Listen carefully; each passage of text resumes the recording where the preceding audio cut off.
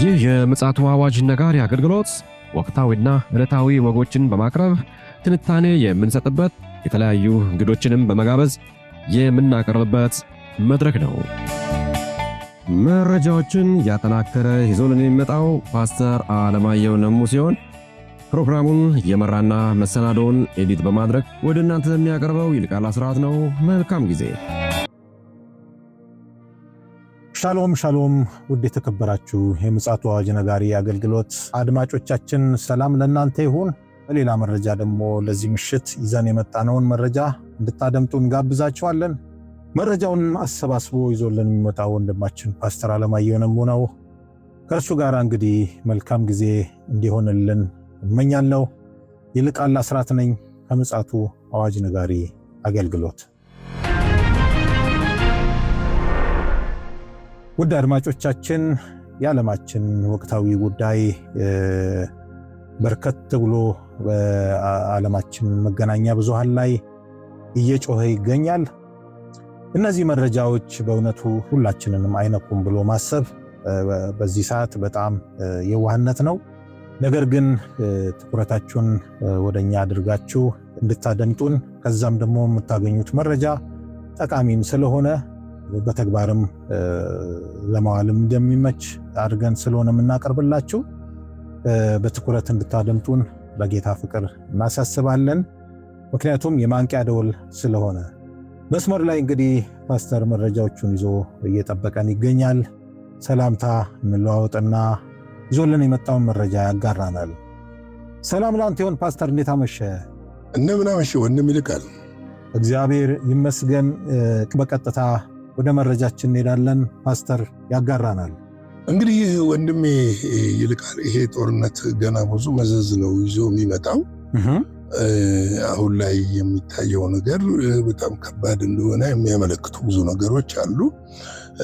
የቻይናው መንግስት ትናንትና መግለጫ ሰጥቶ ነበረ በዚህ ጦርነት ዙሪያ።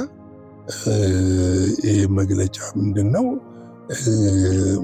ፕሬዚዳንት ዶናልድ ትራምፕ ባቀረቡት ጥያቄ መሰረት ቻይና የሆርሙዝን የባህር ወሽመጥ መልሶ ለመክፈት የዩናይትድ ስቴትስን አትረዳም የሚል አጭር ምላሽ ሰጥተዋል። ነገር ግን ብለው አሜሪካ በመካከለኛው ምስራቅ ውጥረት ውስጥ መዘፈቋ ተከትሎ ከፍተኛ ጉጉት ሲጠበቅ የነበረው የትራምፕ የቤጂንግ ጉብኝት መዘግየቱ ለቻይና መልካም አጋጣሚ መሆኑን ተንታኞች እየተናገሩ ነው ያሉት። እንግዲህ የቻይና መንግስት የዶናልድ ትራምፕ በዚህ አፕሪል ላይ ቀጠሮ ነበራቸው በቤጂንግ ጉባኤ ለማድረግ እና ባለው ዓለም አቀፍ ሁኔታ በሁለቱ ሀገሮች መካከል ስላለው የኢኮኖሚ ልውውጥ፣ ንግድ ላይ እንዲሁም ዓለም አቀፍ ጉዳዮች ላይ በፓሲፊክ ጉዳዮችም ላይ ለመነጋገር ወስነው ነበረ። ነገር ግን ዶናልድ ትራምፕ ቻይና ለተጠየቀችው ጥያቄ ፈቃደኛ መሆኗ ስላልሆነችላቸው እና ሀሳባቸውን ልደግፍላቸው ስላልቻለች ጉዳዩን አዘግይተዋል። እንግዲህ እነዚህ አዳዲስ ክስተቶች የታዩ ያሉት የትራምፕ የኢራን ጦርነት 3ኛ ሳምንት በያዘበትና በባህር ወሽመጡ ነዳጅ እንቅስቃሴ በመቆሙ ምክንያት ከፍተኛ ጫና በተፈጠረበት ወቅት ነው። እንግዲህ ይህ ከፍተኛ ጫና በጦርነቱ አሜሪካ ላይ ደርሷል። ከአሜሪካ ባሻገርም ዓለም ላይ ከፍተኛ ጫናዎች ደርሰዋል።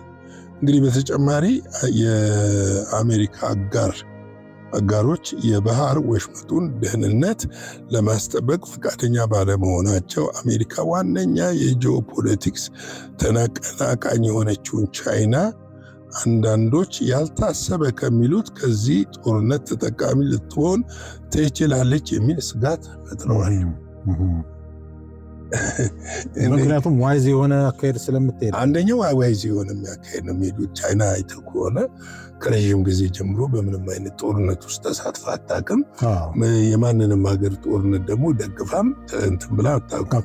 ለመጀመሪያ ጊዜ ቻይና ከራሻ ጎን ነው። ሁለንተናዊ የጦር ስትራቴጂ ስምምነት ስላላቸው ከራሽያ ጎን ነው የቆመችው። ነዳጅን በመግዛትና የተለያዩ ኤሌክትሮኒክስ ዲቫይሶችን በመሸጥ እንዲሁም ደግሞ የቴክኖሎጂ ልውውጥ አላቸው፣ ያም ስምምነት አላቸው። ያንንም በማድረግ የጋራ አጋርነትንና ወዳጅነታቸውን ያጠነከሩ ሀገሮች ናቸው። ወታደራዊ አስተዋጽኦ አላደረገችም። አዎ በወታደር አልገባችም እንደ ሰሜን ኮሪያ።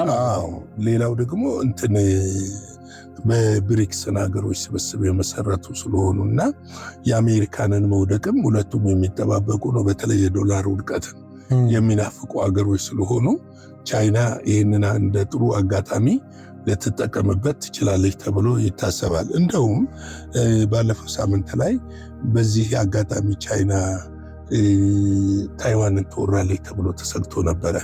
ምክንያቱም የቻይና የጦር መርከቦች፣ የጦር አውሮፕላን ተሸካሚዎች ወደ ታይዋን ተጠግተው ነበርና ከፍተኛ ወታደሮችም የቻይና ድንበሮች ላይ በቀላሉ በባህር ሊጓጓዝ የሚችልበትን መንገድ እያመቻቸችና ዝግጅት እየተደረገ ነበረ፣ ቅኝት እየተደረገ ነበረ። እነዚህ ሁኔታዎች ምናልባትም የገልፍን ጦርነት ተጠቅማ በአንድ በሁለት ቀን ታደርገዋለች ተብሎ ይደገፍ ነበረ። ነገር ግን የነሱ እቅድ ካላንዴር አለው። ምናልባት አንዴ እኛም የዘገብን ይመስለኛል 2027 ላይ ይህንን ለማድረግ እቅድ እንዳላት እየተነገረ ነው ያለው። ምናልባትም ይህንን አጋጣሚ ትጠቀማለች ተብሎ ይታሰብ ነበረ። ነገር ግን ይሄ አጋጣሚ ለቻይና ሰርግ ነው ስልህ የአሜሪካ ኢኮኖሚ በየቀኑ $1 ቢሊዮን ሉዝ እያደረገ የሚሄድበትና ቻይና ደግሞ በዚህ አጋጣሚ ከፍተኛ የሆነ የምርቶችን የምትሸጥበትን ሁኔታዎች የሚያመቻች ነው ያለው። በእርግጥም ደግሞ ነዳጅ እስካሁን አልጎደለባትም። ምክንያቱም እሷ ከፍተኛ ክምችት እንዳላት ባለፈው ከ4 እስከ 5 ወር በላይ ሊያቆይ የሚችል ክምችት እንዳላት ተመልክተናል። ከዚህም ባሻገር ደግሞ ከሩሲያ በከፍተኛ ጋዝና ነዳጅ የምትገዛ ሀገር ነች። እሱ በቂ ነው ወይ? አሁን የኛው አፋፍ ላይ ነው ያለው ሊመጣ የዚህ መንደሴት የሚባለው የምትገዛውን ትጨምራለች። ሩሲያ እኮ ከፍተኛ አቅም ያላት ነች በዚህ ምርት። ስለዚህ የምትገዛውን ትጨምራለች የሚል ነገር ነው ያለው። ምናልባትም እንግዲህ የእግዚአብሔር ቃል እንደሚናገረው የምዕራባውያን ዘመን እያከተመ የምስራቃውያን ዘመን እየመጣ ይሆን እንዴ የሚለውን ነገር በትኩረት እንድንመለከት የሚያደርገን ጉዳይ ነው። ምክንያቱም የምዕራባውያን ዘመን እንደሚያከትም ይታወቃል። አሁንም ብዙ የጂኦፖለቲክስ ተንታኞችም የምዕራባውያን ዘመን እያበቃለት ነው የሚለው ነገር ሚዛን እየደፋ እየመጣ ያለበት ሁኔታ ነው ያለውና እንግዲህ አጋጣሚውን ቻይና ትጠቀማለች ተብሎ ይታሰባል። ለዚህም ይመስለኛል እንግዲህ የዶናልድ ትራምፕ መዘግየት ለእኛ ምንድን ያሉት ደስታ ነው የሚለውን ነገር ማንሳታቸው ቀላል አይደለም። እነዚህ አዳዲስ ክስተቶች ያሉት በትራምፕ የኢራን ጦርነት ምክንያት እንደሆነ ጠቅሰዋል። እንቅስቃሴ በመቆሙ ምክንያት ከፍተኛ ጫና በዓለም ላይ በኢኮኖሚ ላይ እየፈጠረ መጥቷል። የቻይና ኢኮኖሚ ደግሞ በጣም እያደገ ያለና የአውሮፓን ገበያ፣ የኤዥያን ገበያ፣ የአፍሪካን ገበያ የሚጠቀም ኢኮኖሚ ነው። ስለዚህ እነዚህ ደግሞ ትልቅ ገበያ እየሆኑ የመጡ ናቸው። አሜሪካኖቹ በደንብ ያላዩት ያልተከፈተላቸው ይመስለኛል። በተለይ የአፍሪካ ገበያ በጣም ትልቅ ገበያ እየሆነ የመጣበት ከ1 ቢሊዮን ምናምን በላይ ሕዝብ ያለበት ሀገር ነው። ስለዚህ ከፍተኛ ገበያ እየሆነ የመጣበት ያለ ነው። ለነ ቻይና ሰርግና ምላሽ ሊሆን ይችላል የሚል ነገር አለኝ።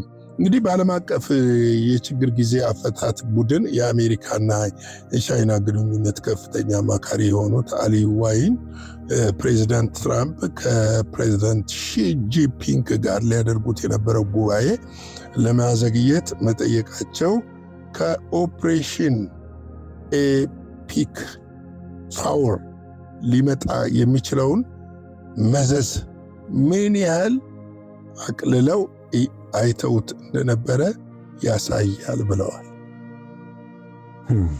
ከዚህ ኦፕሬሽን የሚመጣውን መዘዝ አቅልለውት ነበር የተመለከቱት። ይኸውልህ ሁልጊዜ ሀብትም ይኑርህ፣ እነቺን ነገር አድማጮቻችን በደንብ ይስሙ። ሀብትም ይኑርህ፣ የፈለገ አቅም ይኑርህ፣ ባላጋራህን አቅልለህ መመልከት ግን የመጀመሪያው ውድቀትህ ያኔ ነው የሚጀምረው። በፍጹም አቅልለህ መመልከት አዋጭ አይደለም። አዎ አቅልለህ መመልከት የለብህም። ሁልጊዜ ድሮ አስታውሳለሁ ኮሎኔል ሰለሞን የሚባሉ እና አንዳንድ ጊዜ ስለወታደራዊ እንትን ሲያስተምሩ ምን ይላሉ? የጠላት ትንሽ የለውም፣ ስለዚህ ጠላትህን አትፍራው ግን ተጠንቀቀው ይሉ ነበር። ምክንያቱም ምን ጊዜ ምላሹን እንደሚሰጥ አታውቅም። እውነት ነው። ስለዚህ አሁን የገጠማቸው ነገር ይሄ ይመስለኛል እና ከኦፕሬሽን ጋር በተያያዘ ስህተት የተፈጠረ እንደሆነ ቤጂንግ የራሷን ግምገማ እያስቀመጠች ያለች ይመስለኛል። አካላዊው ቤጂንግ ለማስፈራራት ታስቦ የነበረው የአሜሪካ የኃይል ትርኢት ከሽፏል። የሆርሙዝን የባህር ወሽመጥ ብቻዋን መክፈት ያቃታት ዋሽንግተን አሁን በራሷ የፈጠረችውን ቀውስ ለማስተዳደር የዋና ስትራቴጂካዊ ተቀናቃኝ ረዳት ትፈልጋለች ሲሉ ገልጸዋል። ቀውሱን ተፈጥሯል፣ ከሽፏል። ግን ደግሞ እሷን ማስተዳደር ያልቻለችው መፍታት ያልቻለችውን ነገር በሌሎች እገዛ እንዲፈታላት ትፈልጋለች እያሉ ነው ያሉት። የቻይና የውጭ ጉዳይ ሚኒስትር የባህር ወሽመጡን ለመክፈት ስለማገዝ ተጠይቀው ቀጥተኛ ምላሽ ከመስጠት የተቆጠቡ ሲሆን ይልቁንም ወገኖች ወታደራዊ እንቅስቃሴዎችን በአስቸኳይ እንዲያቆሙና ቀጠናዊ ብጥብጡ በዓለም አቀፍ የኢኮኖሚ እንቅስቃሴ ላይ ተጨማሪ ተጽዕኖ እንዳያደርስ የቀረበውን ጥሪ ደግመዋል። በተመሳሳይ የቻይና ዲፕሎማቶች ውጥረቱን በማርገብና ሰላምን በመመለስ ረገድ ገንቢ ሚና እንደሚጫወቱ ቃል በመግባት ከመካከለኛው ምስራቅ ሀገራት ጋር ውይይት እያደረጉ ይገኛሉ። ቤጂንግ በቀይ መስቀልና ቀይ ጨረቃ በኩል በኢራን ግዛት ድጋፍ ለማድረግ ጥረት እያደረገች እንደሆነ እየተነገረ ነው ያለው። በተለይም ደግሞ ሚናባ ግዛት በሚገኘው ትምህርት ቤት ላይ በደረሰው የቦምብ ጥቃት ለተጎዱ ሕፃናትና መምህራን ቤተሰቦች የሚሆን $200,000 የድንገተኛ ሰብአዊ እርዳታ ለኢራን አድርሳለች እያለ ይቀጥላል። እንግዲህ ይሄ ምንድን ነው የምትመለከተው? ይሄ እኮ ግልጽ ነው ፓስተር። የቻይና የዲፕሎማሲ ጨዋታ አልደነቀ? የቻይና የዲፕሎማሲ ጨዋታው ከመድነቅም ባሻገር እኔ በምን እንደተረዳው ታውቃለህ? ጊዜው ስላልሆነ። ምክንያቱም የቻይና የአሜሪካንን ሚና ልትጫወትበት የምትችለው ጊዜ አለ።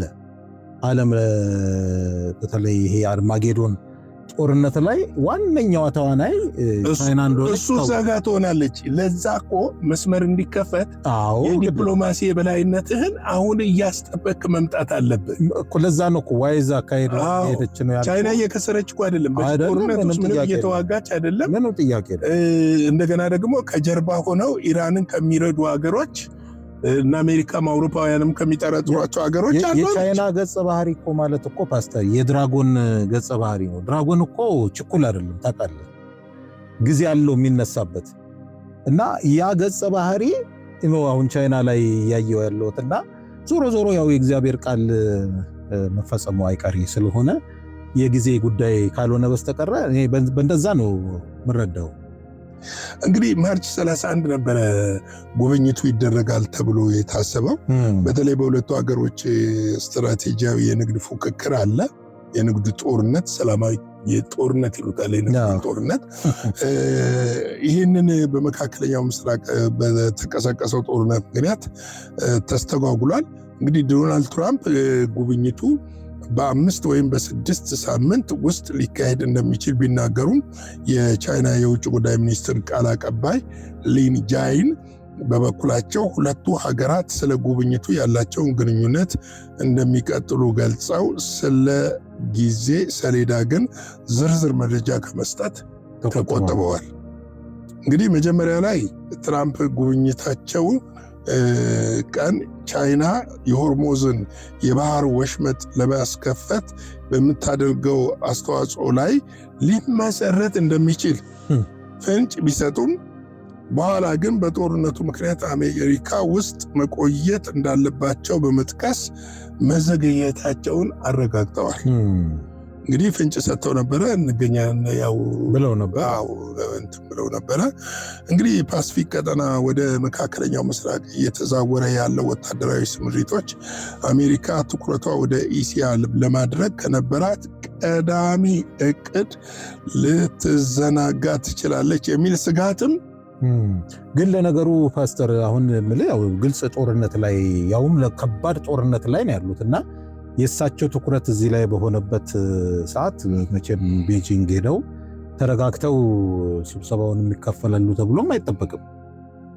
ምንድነው መሰለ ይሄ ስብሰባ ቀደም ሲል የታቀደ ከጦርነቱ መነሳት በፊት የታቀደ ስብሰባ ነው። አሁን ላይ የታቀደ አይደለም። ወደ 4 ወር 5 ወር በላይ እኛም አንዴ በጨረፍታ ዘግበነዋል ቤጂንግን እንደሚጎበኙ።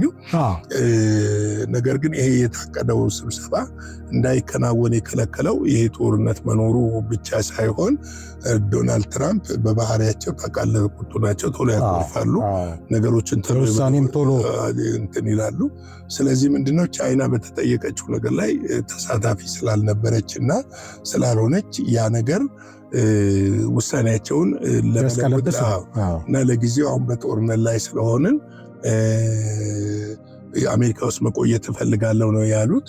ሄደውስ ምንድነው የሚነጋገሩት? ምን ለውጥ ያመጣሉ የሚለው ነገር ስትመለከት አሁን ላይ ኢንሴኩሪቲም ሊሆን ይችላል። አሁን ላይ ቻይናና ሩሲያ ወደሚፈልጉት መድረክ እየመጡ ይመስላል። የሚፈልጉት ነገር እየመጣ ይመስላል። ስለዚህ ምናልባትም አሜሪካ ከዚህ ጦርነት ውስጥ እንግዲህ ብዙዎች የሚሉት በቅርብ በራሷ መንገድ ፈልጋ ትወጣለች የሚል ነው። ጦርነቱን ለጦር ባለቤቷ ለእስራኤል ታስረክባለች ነው የሚባለው። እንግዲህ ይሄ የምናየው ይሆናል። እንግዲህ የእግዚአብሔር ጸጋ፣ ሰላም፣ ምሕረት፣ ቸርነት ከሁላችን ጋር ይሁን።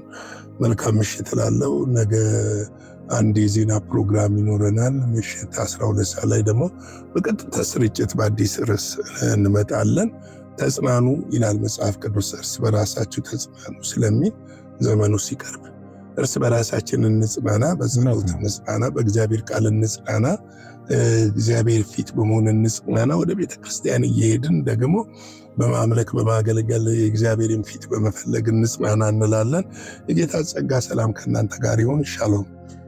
ጌታ ኢየሱስ አብስቶ ይባርክ። ፓስተር በጣም ጠንከር ያሉ መልእክቶችን ያስተላለፍክልን። እንግዲህ ጆሮ ያለው ይስማ እንላለን። እንግዲህ የእግዚአብሔር ቃል ከሚያልፍ ቃሌ ከሚያልፍ ሰማይና ምድር ቢያልፍ ይቀላል ያለው ያው እግዚአብሔር የደነገጋቸውና ያስቀመጣቸው የተናገራቸው ነገሮች ከመፈጸም ማንም ሊያግደው አይችልም፣ ካለመፈጸም ማለት ነው።